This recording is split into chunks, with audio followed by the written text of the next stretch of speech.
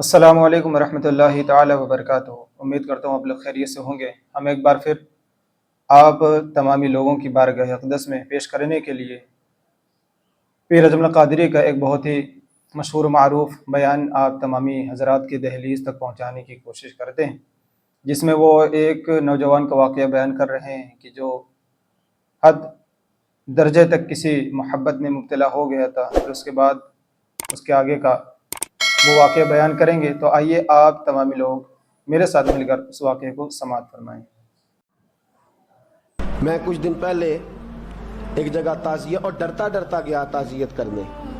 پرانے جاننے والے تھے، دوستوں کا رشتہ تھا، تو میں ایک ہی بیٹا تھا، تو وہ مجھے پتا چلا کہ ٹرین ایکسیڈنٹ میں انتقال کر گیا، تو میں ڈرتے گیا کیونکہ معاملہ مشکوک تھا۔ اور جب میں تعزیت کے لیے اندر پہنچا تو ہمارے جو انکل تھے، جن کا میرے دوست تھے، وہ ان کے کچھ عزیز کہنے لگا کہ حضرت جی آپ کے ساتھ والے باہر جا سکتے ہیں؟ تو میں نے کہا چلے جاتے ہیں۔ میں دوستوں کو گاڑی میں بھیج دیا، اور جب میں نے اس سے بات چیت کی، کہنے لگا میرا بیٹا ایکسیڈنٹ تو میں نے بنایا ہے، وہ تو خودکشی کر کے مرا ہے۔ شادی کے 11 سال بعد خدا نے ایک بیٹا دیا تھا، اور مجھ سے غلطی یہ ہوئی، میں نے کہا میرے بیٹے کو تکلیف کوئی نہ آئے۔ اس کے منہ سے جو نکلا میں نے اسے دیا، جو اس نے مانگا میں نے دیا۔ کہتا ہے جو شخص 16,000 مہینے کا کمائے اور بیٹے کو 40,000 کا موبائل خرید کے دے، کہتے میں نے ہر سہولت اسے دی۔ پھر ایک امیر کی لڑکی سے یونیورسٹی میں پڑھتے ہوئے اس کا تعلق بنا۔ بچی کے میسج بھی میں نے اپنے موبائل، اس بچے کے موبائل میں دیکھے، اور اس لڑکے نے جو میسج سینڈ کیے وہ بھی میں نے دیکھے۔ پھر میں گھر پہنچ گیا، میں نے بیٹے سے منتیں کی کہ بیٹا وہ ہمیں رشتہ نہیں دیں گے، ہماری برادری بھی چھوٹی ہے اور ہمارے جیب میں پیسے بھی کوئی نہیں۔ پھر میں ان کے گھر گیا، بیٹا نہ مانا، اور میں نے اس شخص کو بلا کے کہا تیری بیٹی کے میسیج ہیں، خدا را خیال کر، اور تیرے تو 7 بچے ہیں، میری گود میں تو ایک ہی پھول کھلا ہے، میں کدھر جاؤں، خیال کر۔ اس نے کہا دوبارہ تو نے نام لیا تو ایسے کیس میں باپ بیٹے کو پھنساؤں گا کہ ساری زندگی نکل نہیں سکو گے۔ نے کہا میں نے بیٹے سے کہا کہ بیٹا میں نے پگڑی تک رکھی ہے پر مجھے رشتہ نہیں ملا، تو باز آ جا۔ کہنے لگا 3 راتیں میرا بیٹا سویا نہیں، اور مجھے کہنے لگا حضرت جی وہ 4تھی رات سویا ہے تو دوبارہ اٹھا نہیں، مجھے کہنے لگا مجھے اجازت دو کہ میں اس بیٹی کو بھی قتل کر دوں اور اس کا باپ بھی قتل کر دوں، میرا تو گھر اجڑ گیا نا۔ وہ کہنے لگا میں کبھی کبھی دوستوں کے پاس جا کے رات گزار لیتا ہوں اور میں اپنے دل کو سکون دے لیتا ہوں، لیکن اس کی ماں اس کے جوتے سینے سے لگائے پھرتی ہے، اس کی اماں اس کے پرانے کپڑے لے کے سینے سے لگائے پھرتی ہے۔ کہنے لگا حضرت جی کوئی کوشش کرو، کوئی دعا کرو کہ اللہ مہربانیاں کرے۔ میں کہہ تو نہیں سکا ان سے، لیکن میرے دل میں خیال آیا کہ کس نے کہا تھا کہ بچہ یونیورسٹی میں کو ایجوکیشن میں داخل کراؤ، کس نے کہا تھا کہ اس کے ہاتھ میں آگ کا انگارہ دو۔ میرے دوست آپ تیز آنچ، تیز آگ جلا کے اس کے قریب مکھن رکھو، اور پھر مکھن سے کہو کہ ڈلنا نہ، پھر مکھن سے کہو کہ پگھلنا نہ۔ بھئی تیز آگ قریب جلا دی اور تو کہتا ہے پگھلنا، یہ کیسے ممکن ہے؟ ہو سکتا ہے؟ بولیے نا، ہو سکتا ہے؟ لڑکا اور لڑکی کٹھے کالج میں پڑھے، ایک کمرے میں رہیں، ایک چھت کے نیچے رہیں، ایک دوسرے کو دیکھیں، نام جانیں، فون نمبر پاس ہو، اور پھر کہنا کہ تم عشق کا چکر نہ لڑانا، کیسے ممکن ہے؟ اور بڑے سیانے بندے کہتے ہیں حضرت صاحب اعتماد ہونا چاہیے اولاد پہ۔ میرے نبی پاک کو اپنی بیویوں پہ اعتماد نہیں؟ عبداللہ ابن مکتوم نابینے سے ابھی آئے ہیں تو حضور نے فرمایا پردہ کر لو، حضور کو اعتماد نہیں؟ مصطفیٰ سے پاک گھر کسی کا ہو سکتا ہے؟ فرمایا پردہ کر لو، نقاب ڈالو۔ سونے وہ تو نابینا ہے، فرمایا تمہیں تو نظر آتا ہے نا، ڈالو نقاب۔ یہ اعتماد ہونا چاہیے۔ یہ کیسا اعتماد ہے کہ तेज आग जलाए और मक्खन करीब रख के एतमाद कर, ये कैसा एतमाद है? एक हदीस सुनाने लगा, उस जिंदगी बार भूलना ना, दिल की तख्ती पे लिखना ये रवायत। तवज्जो है आपकी? जाग रहे हैं? बार वालों को मेरी बात की समझ आ रही है? हदीस सुनाने लगा हूं, इब्ने हजर अस्कलानी हदीस लाए हैं। रसूल पाक सल्लल्लाहु अलैहि वसल्लम ने फरमाया, जहां मर्द और औरत अकेले हों वहां तीसरा शैतान होता है। ये तो पहले भी सुने होंगे ना इतने लफ्ज, इससे आगे हैं इब्ने हजर हदीस के लफ्ज लाए। या रसूल अल्लाह सल्लल्लाहु ताला अलैहि वसल्लम, मर्द और औरत अकेले हों तो तीसरा शैतान होता है? हुजूर ने फरमाया हां। अर्ज की हुजूर, अगरचे वो नेक हो। जाग रहे हैं ना आप लोग?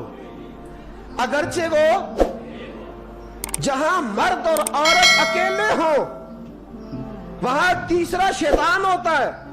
हुजूर, अगर वो नेक हो, लिख लो दिल की तख्ती पर। मेरे रसूल ने फरमाया, अगर ईसा की मां मरियम भी हो और जकरिया का बेटा याह्या भी हो तो मैं उन दोनों को भी अकेला बैठने की इजाजत नहीं दे सकता।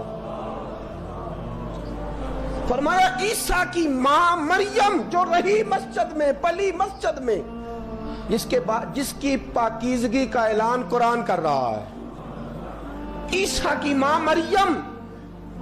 और फरमाया याह्या सिर्फ नबी नहीं, नबी के बेटे भी हैं, जकरिया बिन याह्या। फरमाया अगर ये दोनों भी हो, एक नबी हो और एक वली हो, मरियम और याह्या भी हो, मरियम और जकरिया भी हो, फरमाया मैं उनको भी अकेले बैठने की इजाजत है। तू किस नेकी और परहेजगारी की बात करता है? तू कैसा पीर है इसके पास तन्हाई में बैठ के बीबी अपना दुखड़ा सुना रही है? तू कैसा मुफ्ती है? उठा के ले जा तरीकते शरीयते और जाके संभाल ले अपने जुब्बा और दस्तार में। वो कोई जुब्बा और दस्तार नहीं, वो गंद है। इसलिए कि जो नबी मरियम सलामुल्लाह अलैहा को नबी के पास बैठने की इजाजत नहीं दे रहे, वो पीर किस बात की मूली है जो बीबियों को बगैर पर्दे के सामने बिठाता है? और तन्हा बीबी कहती है मेरा दुख सुन ले, किसने इजाजत दी है? और फिर कहना तमाशा लग गया, स्टंट लग गया।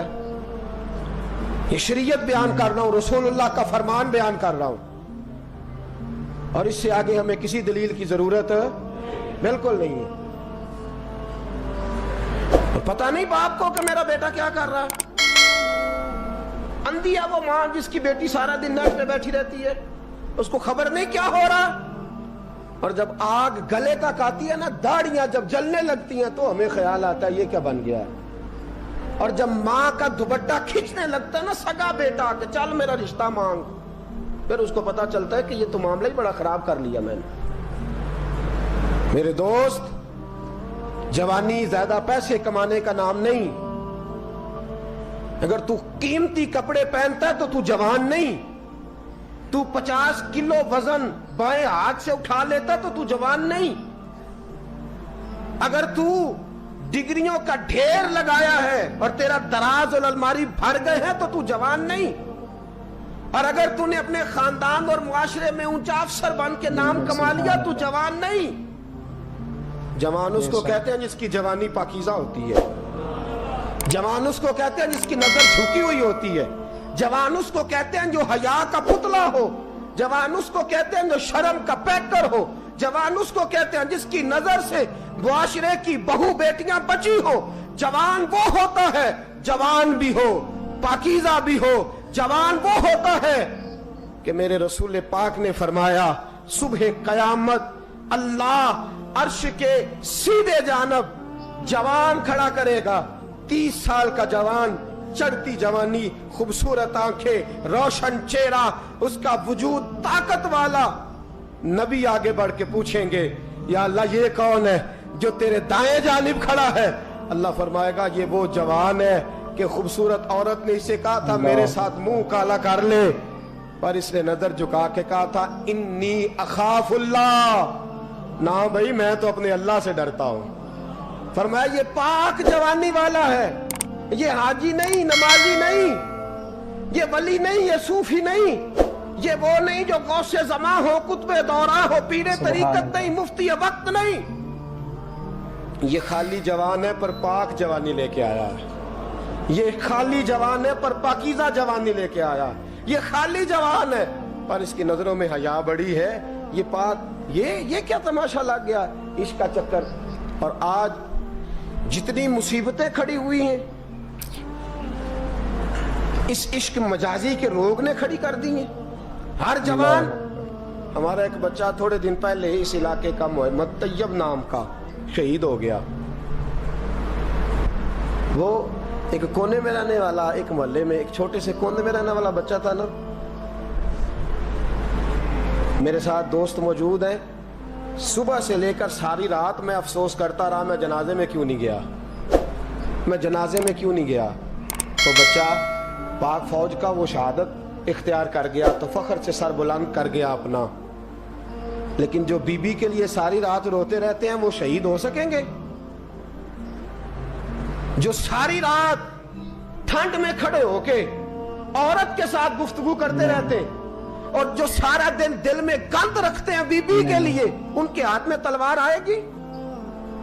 یہ بہو بیٹیوں کی عزتیں بچا سکیں گے؟